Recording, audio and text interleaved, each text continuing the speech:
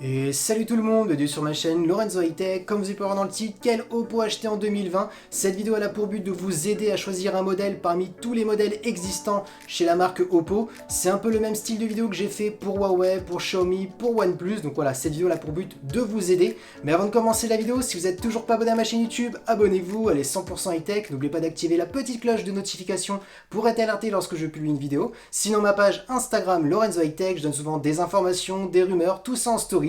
Et maintenant, c'est parti. Du coup, le premier smartphone que j'ai choisi chez la marque Oppo, c'est le Oppo A72. Son tarif, on commence à partir de 200 euros. Alors bien entendu, c'est une échelle, hein. Vous pouvez peut-être le trouver 10 euros, 20 euros moins cher ou un peu plus cher. Donc voilà, je vous donne une échelle pour vous arriver à peu près à vous situer. Donc ce premier smartphone, il est intéressant par rapport à son design. Déjà, on a un écran qui est presque bord à bord, borderless. On n'a pas le même écran qu'un écran à 800 euros, c'est tout à fait normal. Mais pour son prix, il est plutôt joli.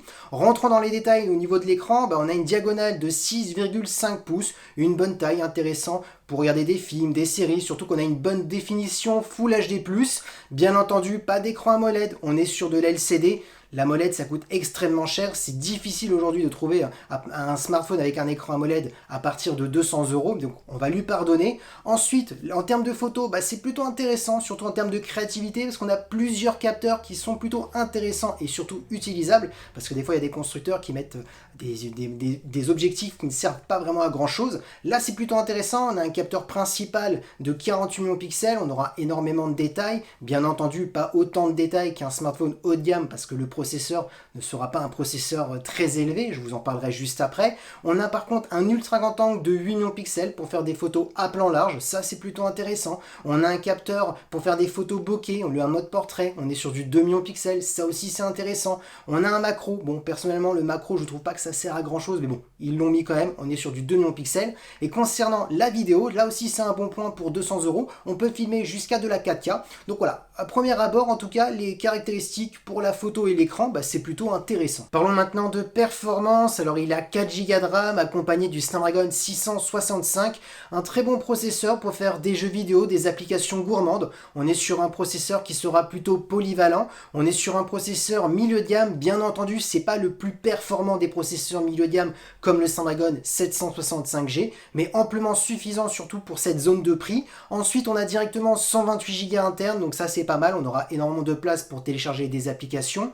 Concernant sa batterie, ça aussi c'est un bon point, on est sur du 5000 mAh, sauf petit bémol, c'est sa recharge de 18 watts qui sera vraiment lente, j'ai envie de vous dire, on sera dans les 2h15, 2h20 pour le recharger complètement. Donc c'est juste ça le petit bémol, parce que sinon il est proche de la perfection, bien entendu pour cette zone de prix. Donc le petit bilan, un bel écran, bien entendu il n'y a pas la technologie AMOLED, mais vous comprenez bien, pour cette zone de prix c'est tout à fait normal. On a plusieurs capteurs, donc plusieurs possibilités en termes de créativité, en termes de photos, et la capacité de filmer en 4K. Pas mal de labos de tests sont tombés, et comme quoi ils l'ont annoncé que c'était un très bon photophone pour cette zone de prix.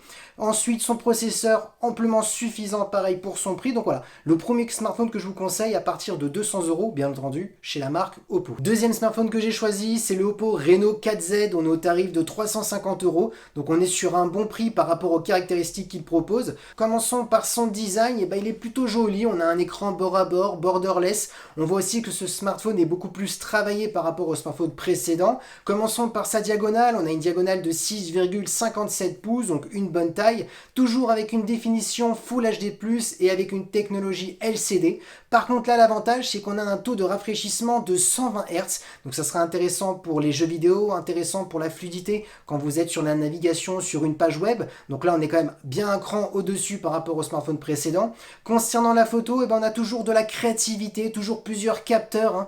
On a un capteur principal de 48 millions de pixels qui sera bien entendu meilleur par rapport au smartphone précédent. On aura un capteur de 8 millions de pixels qui est un ultra grand angle qui sera aussi pareil retravaillé et meilleur par rapport au smartphone précédent.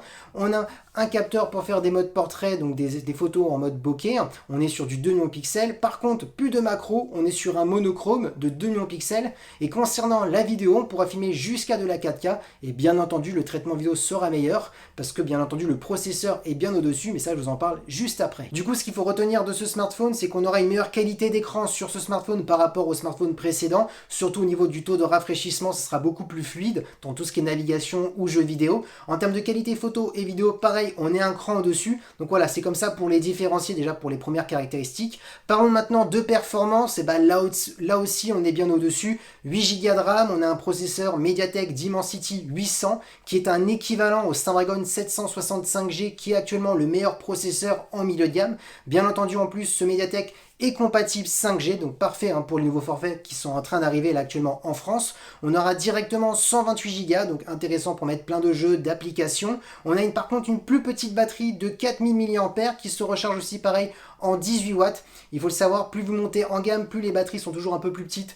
Souvent pour jouer sur le design du smartphone, parce que plus la batterie est grosse, plus les smartphones sont épais, et donc du coup on joue toujours un peu plus sur la finesse, donc je pense que c'est pour ça qu'ils ont mis une plus petite batterie, mais bien entendu aussi, il faut savoir qu'au jour d'aujourd'hui, plus les processeurs sont performants, plus les processeurs évoluent, et moins ils consomment, parce que vraiment les constructeurs des puces, ils sont vraiment en train de travailler sur la consommation d'énergie, donc vous inquiétez pas non plus, ça va pas être le jour et la nuit entre 4000 et 5000 mAh. Du coup, le bilan du Oppo Reno 4Z, c'est qu'il a un meilleur processeur par rapport au Oppo A72, c'est tout à fait normal parce que là on est vraiment sur un bon milieu de gamme. Ensuite, en termes de qualité photo, on sera au-dessus pareil aussi. L'écran de 120 Hz, donc voilà, pour vous aider à choisir entre les deux, là si vous avez 350 €, prenez directement ce smartphone, il sera beaucoup plus polyvalent par rapport au A72. Pour vous donner aussi un équivalent chez une autre marque, c'est le OnePlus Nord ou sinon un Google Pixel 4a ou même le 5, ils ont le même processeur. Par contre, Google fera de meilleures photos, ça c'est sûr. Troisième smartphone que j'ai choisi chez la marque Oppo, c'est le Oppo Find X2 Pro, le plus haut de gamme, le modèle vraiment le plus premium chez cette marque. Il est vraiment juste magnifique, là il peut largement concurrencer, et il concurrence largement les derniers Samsung, les derniers iPhone, les derniers Huawei, il n'y a pas de souci. Pourquoi? Tout simplement, regardez son design, un écran bord à bord, borderless, incurvé sur les côtés pour donner une bonne immersion. Il est vraiment juste sublime. En parlons directement de son écran, on a une diagonale de 6,7 pouces avec une définition Quad HD+, bien au-dessus du Full HD+. En plus, on a un écran AMOLED pour profiter des contrastes, des noirs profonds, ça consomme beaucoup moins d'énergie par rapport à l'LCD. Et surtout, on a le taux de rafraîchissement de 120 Hz qui accompagne l'AMOLED. On a vraiment les deux meilleures technologies sur ce smartphone. Ensuite, concernant la photo, là aussi, on est bien largement au-dessus par rapport aux deux autres smartphones. On est sur un capteur toujours de 48 millions de pixels, mais bien entendu, c'est pas les mêmes 48 millions de pixels que sur les deux autres smartphones, parce que d'une, c'est pas les mêmes objectifs, et de deux, c'est pas les mêmes traitements qui est fait sur ce smartphone par rapport aux autres. On a ensuite un grand angle de 48 millions de pixels, pareil, pas le même que les autres smartphones. Un téléobjectif qui permettra de zoomer jusqu'à x5, un zoom optique, donc sans perte de qualité. On est sur du 13 millions de pixels. Et concernant la vidéo, on pourra filmer jusqu'à de la 4K.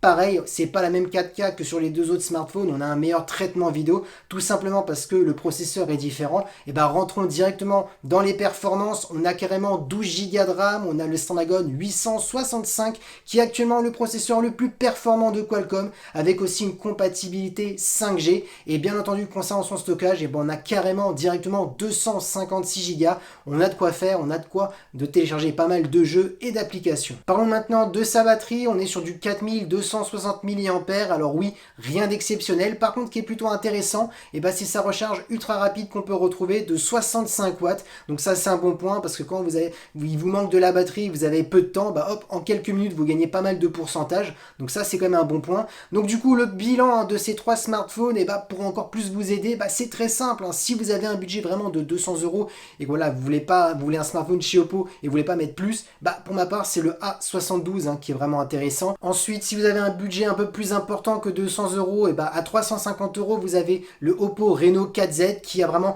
des technologies un peu plus intéressantes, notamment l'écran de 120 Hz qui permettra d'avoir un écran plus fluide dans la navigation ou pour les jeux vidéo. Ensuite, son processeur qui est plus performant, donc du coup plus polyvalent. Vous pourrez aussi profiter de la 5G, donc là on voit qu'on est vraiment un cran au-dessus. Et bien entendu, si vous avez vraiment un gros budget, là à 950 €, vous avez le Oppo Find X2 Pro qui est pour ma part vraiment le meilleur smartphone de chez Oppo, et en même temps c'est tout à fait normal, c'est le plus premium chez eux et qui peut largement concurrencer les nouveaux Samsung, les nouveaux Huawei, les nouveaux iPhone, tous les plus grands flagships de n'importe quelle marque. Et voilà, la vidéo est terminée, j'espère qu'elle vous a plu. Si c'est le cas, n'oubliez pas le petit pouce like, de vous abonner sur cette chaîne YouTube et d'activer la petite cloche de notification pour être alerté lorsque je publie une vidéo. Aussi dans ma page Instagram Lorenzo High Tech, je donne souvent des informations, des rumeurs, des promotions, tout ça en story. Et maintenant je vous dis à très bientôt.